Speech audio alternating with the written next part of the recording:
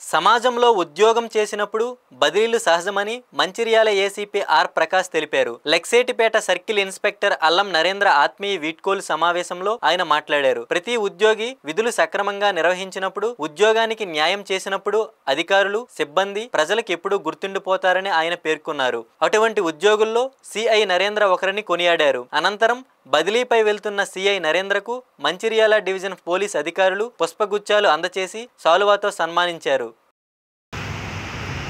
దాదాపు 15 మాసాలు లక్షపేట సిఐగా పనిచేస్తూ ఈరోజు బదిలీపై వెళ్తున్న సిఐ అల్లం నరేందర్ నాకు యంగర్ బ్రదర్ లాంటోడు.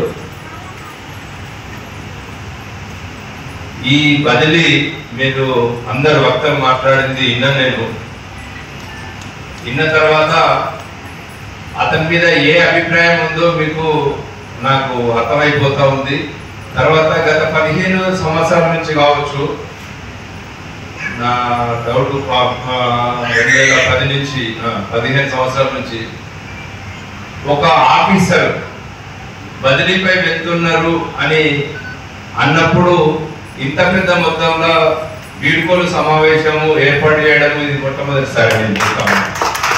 సో దాన్ని బట్టే అర్థమైతా ఉంది నరేందర్ ఎంత మంచి సేవలు ఇక్కడి పబ్లిక్ కు అందించారు అనేది దీనికి నిదర్శనం.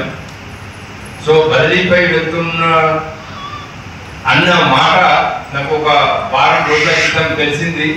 పోలీస్ జాబ్ అనేది రోజు బిజీ జాబు, తర్వాత ఎన్నో ఒత్తిడులకు లోనై పనిచేయాల్సిన అవసరం ఉన్న జాబు.